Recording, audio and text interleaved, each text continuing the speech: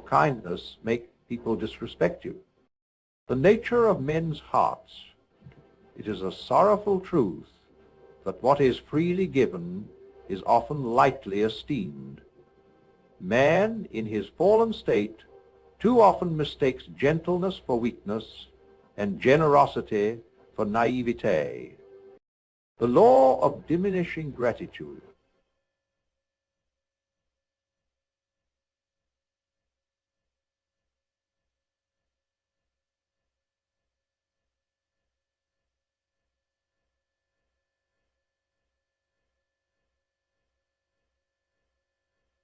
But earlier, the gifts given once, it breeds expectation. Given the one entitlement. Given an entitlement. The corruption of comfort. Beware the soul that grows accustomed to another's sacrifice. For what once amazed will come to be expected, and what is expected will soon be unappreciated. The hollow praise of the world. Many will sing of kindness as a virtue, but few will respect those who embody it. They will write poetry of goodness while secretly scorning the good man as simple and foolish. The wolf among sheep.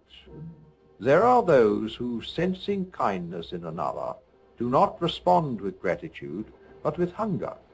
The gentle-hearted often become prey as those who know only how to take. The servitude of the selfless. He who always yields for the sake of peace will find himself forever kneeling. There are men who will walk upon your back if you lay down a path for them. The silence of the unassertive. Kindness without strength is a whisper in a storm. If you never set limits, never raise your voice in truth, never say no, then do not be surprised when men fail to listen. The mockery of the proud. There are those who scorn kindness because it reminds them of what they lack. To some, your generosity will be a mirror that reveals their own selfishness, and they will hate you for it. The tragedy of the undervalued. We do not see the worth of clean air until we choke. So too, the kindness of a man is often recognized only when he is gone. The remedy of strength. It is a sorrowful truth that what is freely given is often lightly esteemed. Man in his fallen state too often mistakes gentleness for weakness and generosity for naivete. The world, though it sings praises of kindness, does not always honor the kind man. Instead, it tests him, prods him, and more often than not takes his goodness for granted. Consider the rain that nourishes the earth without demanding a price. It is expected, assumed, never thanked. Yet, should it cease, the land that once dismissed it cries out in thirst. So it is with kindness. While present, it is unnoticed. When absent, it is mourned. The man who gives freely may find himself appreciated less, not more, for his very willingness to give. There are those who walk the earth as wolves, and others as lambs. The lamb, being gentle, does not assume malice in others. Yet the wolf sees gentleness as an opportunity. A kind heart, unless tempered with wisdom, may open its doors to the undeserving and find itself plundered by those who see no value in reciprocity. One does not despise the sun for shining, nor the river for flowing. Yet neither do men give thanks for their constancy. A kindness that is expected becomes invisible. A man who speaks softly is heard only if the world wishes to listen. And alas, the world too often listens only to those who demand, not to those who offer. The old poets and prophets spoke of the folly of casting pearls before swine, yet how often does the generous man do just that? Not in foolishness, but in faith, hoping that goodness will call forth goodness in return. But the swine, knowing nothing of pearls, tramples them underfoot. ungrateful for what it cannot understand. It is not that kindness is without worth, but that many lack the eyes to see it. The man may stand in the presence of a great and noble tree, whose branches spread wide in shelter and whose roots hold the ground firm beneath him, and never once consider the patience of its growing, nor the strength of its bearing. Only when it falls does he realize what he has lost. The gentle man may labor in love and be met with scorn, not because his kindness is too little, but because it is too great. The world has a strange way of resenting what it cannot comprehend. To live with an open hand is a noble thing, but to those whose hands are clenched in greed, it is seen as foolishness. If a man bows too often, there will be those who believe he was born to kneel. If he gives too freely, there will be those who think his wealth is endless. They will take, not out of malice, but out of habit. He who lowers himself too much in the name of kindness may find that the world does not lift him up, but steps over him instead. It is not cruelty that teaches men to respect the lion, but the knowledge of what he could do if he chose. Strength commands reverence, while unguarded kindness is often mistaken for something lesser. The world, being as it is, will always find it easier to follow the firm hand rather than the outstretched one. There is no fault in kindness itself, only in its careless distribution. The wise man does not cease to give, but he chooses well where his gifts fall. Not all ground is fertile, and not all hands that reach out seek to hold, but rather to take. Kindness is a light, but even light, if it shines too freely, may be taken for the common glow of the morning, and not the fire that it truly is. A kindness extended once is met with gratitude, twice with appreciation, but let it be given a third time, and it will no longer be seen as kindness, it will be seen as obligation. What was once received with joy is now taken with indifference, for the nature of man is to grow accustomed to what he does not earn. A man who lifts another from the ground in a moment of struggle is called good. If he does so again, he is called generous. But if he makes a habit of it, the one he lifts will soon stop standing on his own. The hands that once reached in thanks will reach instead in expectation, and the burden of kindness will become the burden of duty. The child who is given a sweet treat delights in it, for it is unexpected and rare. Give it again tomorrow, and he will thank you still, though with less wonder. Give it each day without fail, and soon his thanks will fade, replaced by demand. Should you then withhold it, he will not remember the days of your giving, only the bitterness of its absence. There is a danger in making a gift too familiar. The heart, when met with generosity, should bow in humility, but too often it hardens instead. What was once undeserved favor becomes, in the mind of the receiver, a rightful claim. A king who pardons too often will find his mercy mistaken for weakness, and a giver who never withholds will find himself a servant rather than a benefactor. It is not the fault of kindness, nor even of those who receive it, but of the nature of man's heart. He does not remember the warmth of the sun. He only notices when it is gone. He does not hear the steady ticking of the clock, though he would cry out if it were to stop. The presence of goodness, when gratitude, when untended, fades like a flower left in the sun. It must be renewed by absence, by contrast, by the knowledge that what is given is not given lightly. To give without wisdom is to plant in barren soil, where the roots of thankfulness cannot take hold. A servant who labors day after day is not thanked for each task he performs, for it is expected of him. Yet was he not a guest but a master in his own home, his work would be seen in a different light. This is the way of all things freely given. Once they are woven into the fabric of daily life, they cease to be seen at all. If a man does not teach others the value of his kindness, they will set its worth at nothing. He who never says no will find that his yes loses meaning.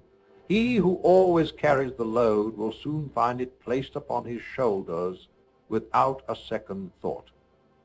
The moment a gift is assumed, it ceases to be a gift at all. This is not to say one should cease in doing good, only that good should not be squandered. A well that gives endlessly without replenishment will soon run dry, and a kindness that asks for nothing in return will in time be met with neither thanks nor respect. There is wisdom in giving, but there is also wisdom in restraint. If one is to remain generous, one must also remind the world that generosity is not duty, nor is it inexhaustible. For only when kindness is given freely, rather than expected, can it truly be called kindness at all. There is a quiet danger in the ease that kindness brings. A man who labors to lighten another's burden may believe he is offering relief, but in time he may find that he has only created dependence. What once was a favor becomes an expectation, and what was once received with gratitude is accepted with indifference. A weary traveler, when given shelter from the storm, will bless his host and remember his kindness. Let him remain for a night, and he will speak of his good fortune. Let him remain for a week, and he will call it generosity. Let him remain for a year, and he will call it his right. The roof that once seemed a gift becomes, in his mind, a thing he need not acknowledge. It is a sorrowful truth that men do not appreciate what they believe they can never lose. Comfort once tasted is not easily abandoned, and the heart that no longer fears lack soon forgets the hand that first provided. The warmth of another's sacrifice, once a marvel, grows into an expectation, and expectation gives birth to disregard. Gratitude is sharpest where there is contrast. The starving man praises the crust of bread, but the full belly does not think twice of the feast set before him. The thirsty soul treasures a sip of water, but the one who has never known thirst will pour a full cup to waste. A kindness, when given without measure or reminder, can dull the very sense of appreciation it sought to inspire. It is not cruelty that teaches men to value what they have, but absence. The child who finds his boots polished each morning may never ask whose hands have shined them. The friend who is always present may never be missed until he is gone. Those who grow too accustomed to another's sacrifice do not despise it, they simply fail to see it. This is the slow corruption of comfort, that what was once a blessing becomes ordinary, and what is ordinary becomes invisible. A heart that never tastes difficulty does not seek gratitude, for it has never known need. A people who know only peace do not cherish it, for they have never seen war. The gift unrecognized is a gift wasted. The one who gives endlessly may believe himself noble, but he must ask whether he serves the good of others or only their ease. A kindness that asks nothing in return, not even acknowledgement, may in time produce a people who take without thought, who demand without thanks, who receive without reverence. To protect goodness, it must be seen. To protect gratitude, there must be contrast. A night spent in the cold teaches a man to treasure warmth.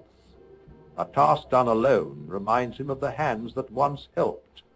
A kindness withdrawn, if only for a moment, awakens in the heart an understanding of what it once had. It is not wrong to bring comfort, but beware the comfort that dulls the soul. Beware the ease that blinds the heart to the cost of sacrifice. Beware the love that is not cherished, the effort that is not noticed, the giver who is only remembered when he has nothing left to give. For the greatest loss is not kindness itself, but the fading of gratitude in the hearts of those who receive it. Let kindness be given, but let it also be known, lest it be mistaken not for a gift, but for something owed. The world is never short of voices that exalt kindness. It builds statues to virtue, sings hymns to mercy, and pens eloquent praises to the noble heart. Yet beneath the gilded words lies a quiet hypocrisy. For while men honor goodness in speech, they seldom honor it in deed. They call for gentleness, but admire strength. They praise humility, but follow power. There is a strange contradiction in the hearts of men. They cry out for kindness, yet they do not trust the kind. They exalt the meek, yet they choose the strong. They proclaim that virtue is the highest good, yet they mock the man who lives by it, seeing him not as wise, but as naive. A man who turns the other cheek is admired in theory, but dismissed in practice, for the world does not respect those who do not demand respect for themselves. A king who rules with an iron hand will be feared, and fear will bring obedience. But a king who rules with gentleness will be loved for a time, until his people grow restless. They will whisper that he is too soft, too yielding, too weak. They will long for a firmer hand, not because they desire cruelty, but because strength commands reverence in a way that goodness never does. The poets write of saints, but they do not wish to be saints. The people sing of selflessness, but they prefer the company of those who take what they desire. There is admiration for the kind man, but it is the admiration one has for an old book, lovely in its wisdom, yet unsuited for the battles of life. To live with an open heart is to invite wounds, for the world does not know what to do with a man who does not grasp for himself. He is a mystery to them, an enigma to be used but not understood. The generous man is celebrated in speeches, but he is overlooked in rooms where decisions are made. The selfless man is honored in stories, but he is ignored in the affairs of those who shape the world. One must not mistake praise for respect. Praise is given freely, tossed about like petals in the wind, sweet but fleeting. Respect is reserved for those whom men dare not cross, for those whose presence demands consideration. The world speaks well of kindness, yet it bows to strength. The kind man, if he is not careful, will be loved but not heeded. He will be valued but not followed. He will be celebrated in his absence but taken for granted in his presence. And in time he will come to see that those who spoke most beautifully of goodness were the same who dismissed him as unfit for the struggles of life. Yet this is not to say that kindness is without worth, nor that it should be abandoned in favor of hardness. Rather, it is to say that goodness alone is not enough. A man may be kind, but if he does not guard his kindness with wisdom, he will find himself used rather than honored. If he does not temper his virtue with strength, he will be praised in song, but ignored in life. The world may admire goodness in poetry, but it does not follow poets into battle. If a man is to be good, let him also be strong. Let his kindness be a choice, not a weakness. Let his heart be open, but let his mind be sharp. For though the world loves to sing of virtue, it kneels only to those who command both respect and reverence. The world is not made only of lambs, nor only of shepherds. There are wolves also, and they do not hunger for grass or water, but for the easy meal. The one who strays too far, who trusts too quickly, who does not see the teeth behind the smile, There are those who, sensing kindness in another, do not respond with gratitude but with hunger. The gentle-hearted often become prey to those who know only how to take. A man who is generous believes that generosity is understood by all. He gives freely, expecting that his goodwill will be met with goodwill in return. But not all hearts are built alike. Some do not see kindness as a gift, but as an opportunity. To them, the gentleman is not a blessing, but a resource, a well that can be drawn from until it is dry. The wolf does not hate the sheep, nor does he wish it harm for cruelty's sake. He simply sees it as food, as something weaker than himself, something to be used and discarded. So too does the selfish man regard the kind. He does not despise him, nor admire him, nor give thought to the cost of his taking. He simply takes. The sheep believes that others are like himself. He cannot imagine the hunger of the wolf, for he has never felt it. He sees only the world through his own eyes, and in doing so he makes himself vulnerable. The man who cannot conceive of greed will not recognize it in another. The man who cannot imagine deception will not guard against it. And thus the wolf moves freely among the flock, unchallenged, unopposed, unseen. There is a reason that villains love the trusting, the meek, the open-hearted. They love them because they do not fight back, because they hesitate, because they do not expect the worst, and so they do not prepare for it. The kind man, if he is not careful, will spend his days helping others, only to wake one morning and find himself surrounded not by friends, but by those who have grown fat from his labors, while he has grown weary. This is not to say that kindness is folly, nor that all men must be hard to survive. But a kindness that does not discern is not kindness at all. It is an invitation. To give freely is noble, but to give blindly is to be led to the slaughter. A good man must not only be good, he must also be wise. He must know when to give and when to withhold, when to open his hand and when to close it, when to shelter and when to send away. The wolf does not beg for what he desires, he takes it. And those who are not watchful will find that they have been taken from, not once, but again and again. The world is filled with those who do not ask, who do not thank, who do not pause to consider the cost of their taking. They will drain the kindness of another until there is nothing left, and then they will move on to the next. The gentle-hearted must learn that there are those who will take their kindness and leave them with nothing, that some smiles conceal sharp teeth, that not all who call themselves friends come in peace. To be good is a great thing, but to be good and defenseless is to invite ruin. Let a man be kind, but let him also be watchful. Let him give, but let him also weigh the hands that reach for what he offers. The world is not kind to the naive, nor does it protect those who cannot protect themselves. If one must walk among wolves, then let him do so with open eyes. There is a certain nobility in selflessness, but there is also a hidden danger. A man who always yields for the sake of peace will find himself forever kneeling. The more he gives, the more will be taken. The more he surrenders, the more will be demanded.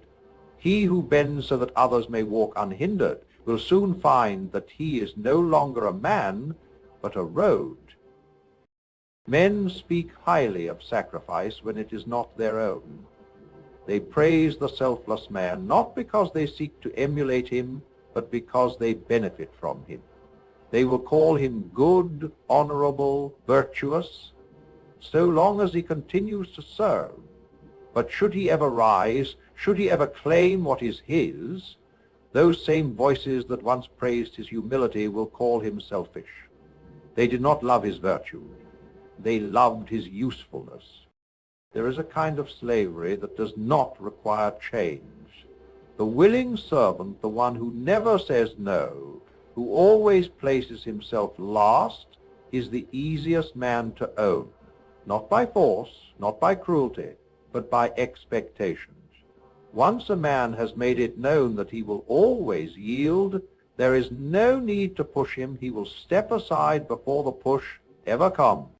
A river that never resists will be diverted as others see fit. A man who always compromises will find that he alone does the compromising. Those who take advantage of him will not see their actions as cruelty, for they will have come to believe that this is simply his place. He serves because he has always served. He yields because he has always yielded. The world does not stop to ask whether the burden upon a kind man's shoulders has grown too heavy. It assumes he will carry it because he always has. Those who lean upon him do not wonder if his legs are tired. Those who take do not wonder if he has anything left to give. And if at last he falters beneath the weight, there will be no pity, only surprise that the servant has fallen.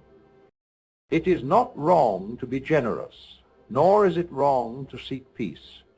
But peace must be chosen, not imposed. If it is bought at the cost of one's dignity, it is no longer peace, but submission.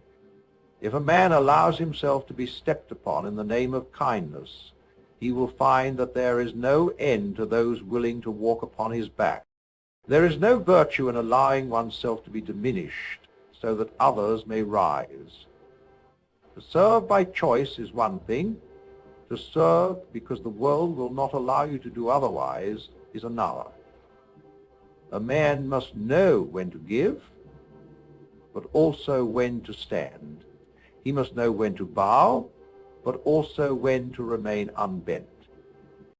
The truly selfless man does not disappear beneath the weight of others.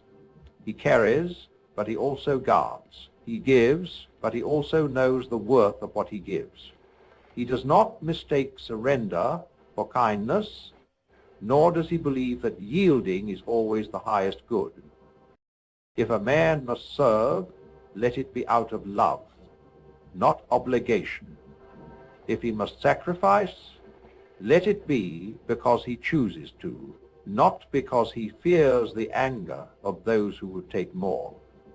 And if he must kneel, let it be before God, not before men, who would use his virtue for their own end. Kindness, though a noble thing, loses its power when unaccompanied by strength. It becomes a mere whisper in the storm, a gentle breeze lost amid the howling winds of a world that respects force more than fairness. If a man speaks always in softness, never raising his voice to declare a boundary, he cannot wonder when his words go unheard. To be unassertive, the world is filled with noise, each voice clamoring to be heard, to be seen, to be recognized.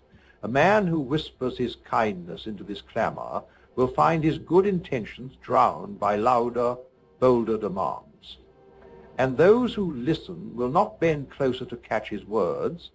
They will turn instead to those who shout with conviction, even if their words hold less truth. There is a difference between peacekeeping and peacemaking. The unassertive man may keep the peace by avoiding conflict, by yielding ground, by silencing his own needs and desires. But in doing so, he does not create true peace. He creates a vacuum where others' will dominates his own. A peace that requires silence is not peace, but oppression by quiet consent. If a man never says no, he teaches the world that his yes means nothing. If he never declares his own worth, others will set his value at naught. Kindness, without the strength to defend its own boundaries, becomes a well from which all draw and none replenish, until at last it runs dry. The unassertive man may believe that by softening his edges he makes himself more palatable to others, but in truth he merely makes himself easier to overlook. Strength is not harshness, nor is assertion cruelty. to stand firm, to speak one's truth, to set limits. These are not acts of aggression but of self-respect, and a man who respects himself teaches others to do the same. The quiet man must learn that silence can be as destructive as a shout. When kindness requires a boundary, silence breaks it. When truth demands a voice, silence denies it.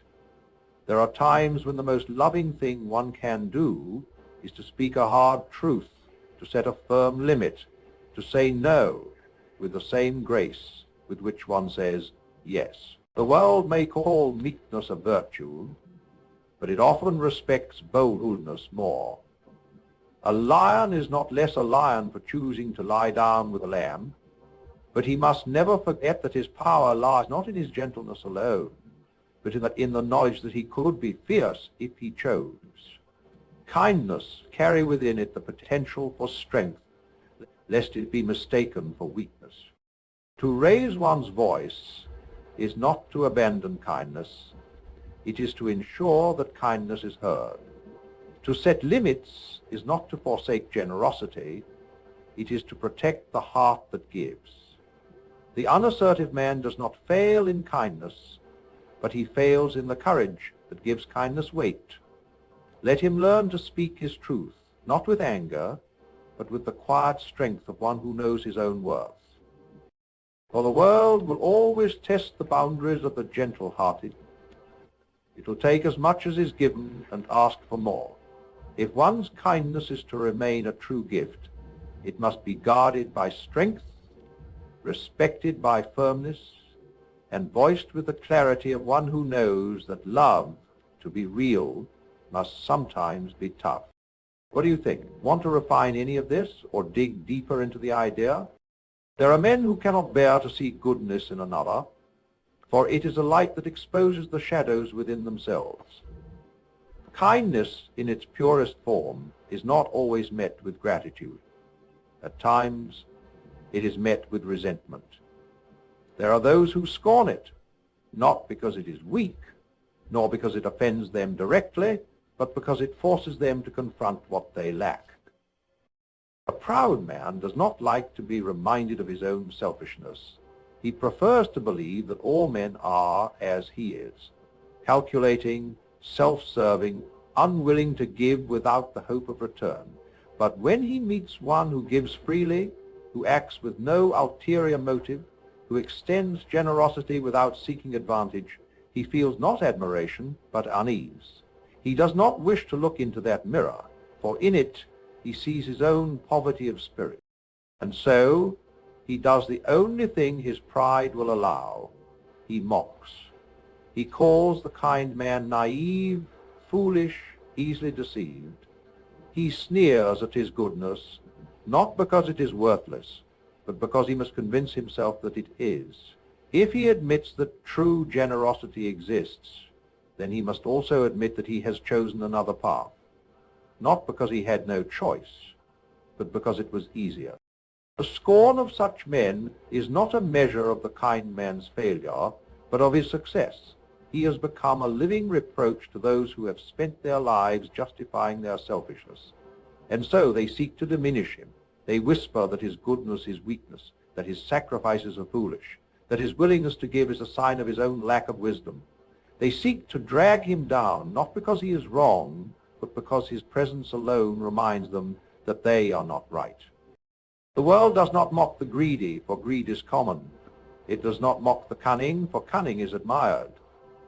But true kindness, it unsettles. It forces men to ask themselves why they have chosen to hoard when another has chosen to give. Why they have chosen to serve only themselves when another has poured himself out for others. And the proud man does not like to ask such questions. Thus he would rather see kindness ridiculed than respected. It is easier to laugh at virtue than to imitate it, easier to call a good man a fool than to become good oneself. The proud man tells himself that the kind man is being used, that he is blind, that the world will swallow him whole. He tells himself this because the alternative, kindness is, in fact, the higher road, is too difficult to bear.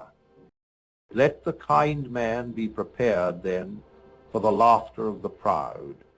Let him expect their words, their scorn, their quiet disdain. But let him not mistake this for failure. The world has always mocked what it does not understand, and it has always hated what it knows it should be but refuses to become. There is no need to answer their mockery with argument, no need to defend oneself against their scorn. The kind man need only continue in his way unshaken, for in the end it is not the laughter of the proud that will endure, but the quiet strength of those who chose to be good despite it. For what is mockery but the feeble weapon of those who have already lost the battle within themselves? A man may pour himself out for others day after day, and yet they will not see him. They will breathe in his kindness as they do the air, freely, thoughtlessly, without a second thought. For as long as he remains, they will assume that he always will. His generosity will be accepted as a given, his patience as an expectation, his sacrifices as an unspoken duty. And so his worth will go unmeasured until the day he is no longer there. It is a strange flaw in the nature of men that they often do not value what does not demand to be valued. A roaring fire is admired for its warmth, but no one thanks the steady hand that keeps it tended. A river is treasured in times of drought, but in times of plenty it is simply expected to flow. The kind man, too, is often overlooked, not because he is unwanted, but because his presence has become as ordinary as the rising of the sun. Only when he is gone does the absence of his kindness become unbearable. Only when his steady hands no longer mend, when his quiet strength no longer carries, when his gentle words no longer soothe, do those who took him for granted realize what they had lost. And then, at last, they mourn. They speak of his goodness, his selflessness, his irreplaceable heart. They call him rare, precious. Too late. But what man would wish to be loved only in memory? What comfort is there in words spoken over an empty chair? The tragedy of the undervalued is not that they were unappreciated in death, but that they were unseen in life, that their kindness was treated not as a gift, but as the backdrop against which others lived their lives. Yet this is not always due to malice. It is simply the way of things. A well that has never run dry does not inspire gratitude. It inspires assumption. People do not expect it to fail because it never has. They do not stop to wonder whether it has been drawn from too often, whether it has limits, whether it needs tending itself, and so they drink freely until the day the well is empty.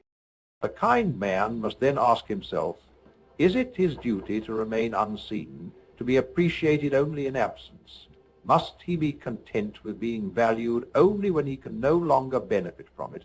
Or is there wisdom in ensuring that he is known before he is gone, that those who rely upon his goodness are made to see it, to cherish it, to honor it while he yet lives?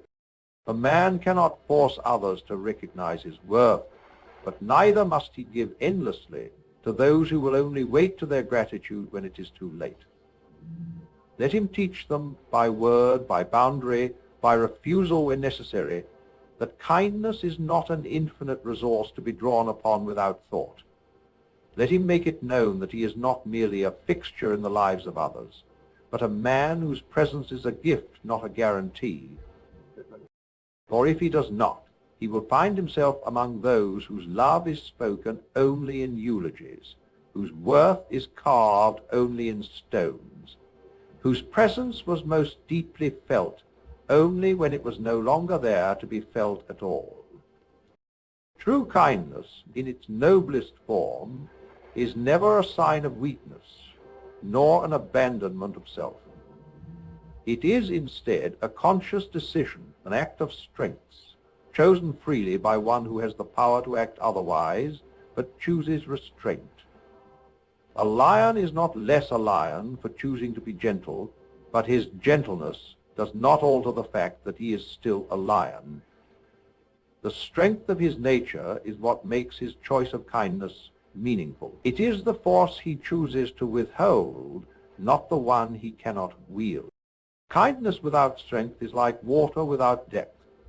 Nice, soothing even, but ultimately lacking the power to change anything of substance.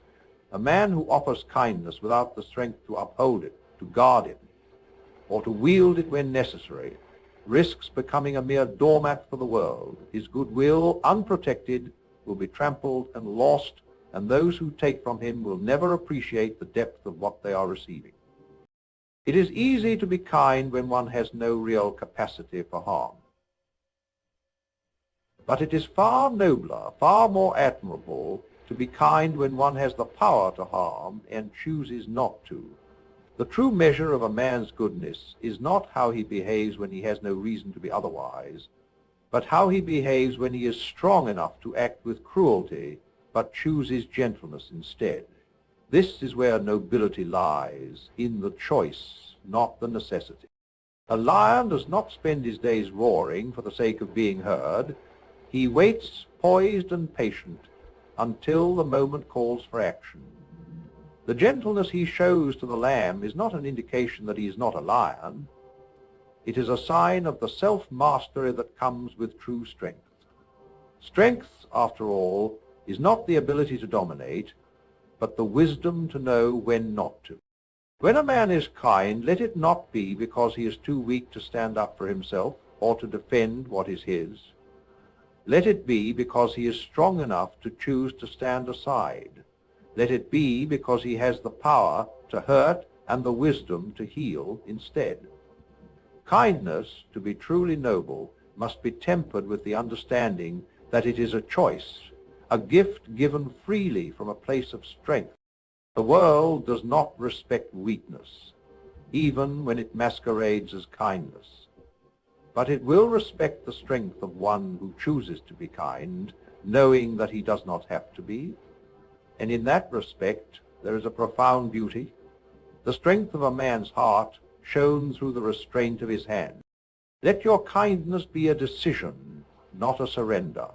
Let it be given from a place of power, not helplessness. For when kindness is chosen, when it flows from the wisdom of knowing one's own strength, it becomes the most powerful force of all. It is not the submission of a weaker soul, but the offering of a heart that could choose otherwise, but chooses love, chooses peace, chooses mercy. That is the kindness worth giving, the kindness worth living. The path of kindness is a noble one, but it is not always an easy one. For those who choose to walk it, there is a subtle danger lurking in the shadows, the danger of being misunderstood, of being taken for granted, of being seen not for the strength that lies behind the kindness, but for the apparent weakness that is so often attributed to it. The world in its fallen state does not always recognize the virtue of selfishness. Instead, it may confuse it with naivete or vulnerability, and in doing so, it devalues the very thing it should cherish. Kindness, unguarded by strength, becomes a target, a source to be drained, a well to be emptied. Those who give without limit, without boundary, will often find themselves disregarded, not admired, for the simple reason that they have failed to command respect. Yet there is a deeper truth that must be understood. Kindness is not the absence of strength, but the conscious choice of it. It is the power to do harm, to strike back, to refuse, and yet choosing not to, not out of weakness, but out of wisdom and compassion. The lion does not lose its identity by resting beside the lamb. It simply chooses to be gentle.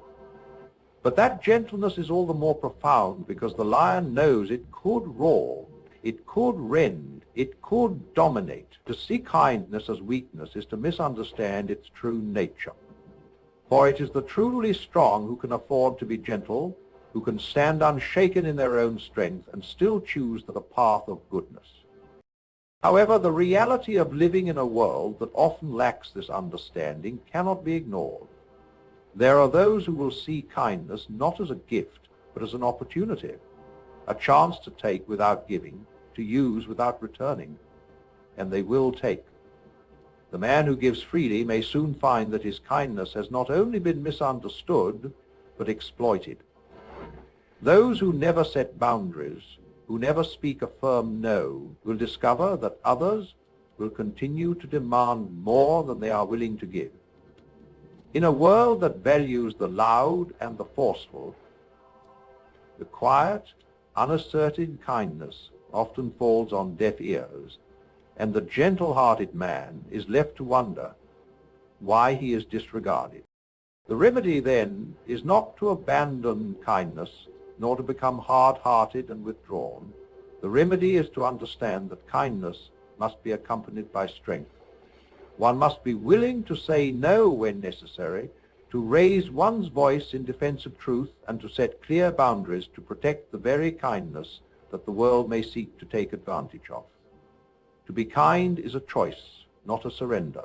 To be generous is a gift, not an obligation. And to allow one's goodness to be trampled upon, to allow it to be misunderstood as weakness, is not virtuous.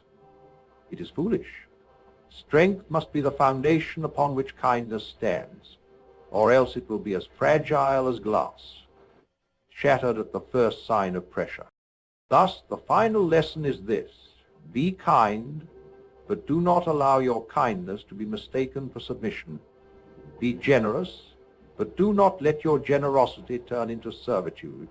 Be gentle, but do not forget that gentleness is a choice made by the strong, not the weak. Only when we understand that kindness must be tempered with strength, when we choose to give, to love, to serve, not because we have to, but because we choose to, will our kindness truly be respected, and only then will we find that the world sees us not as weak, but as men and women of profound strength and wisdom.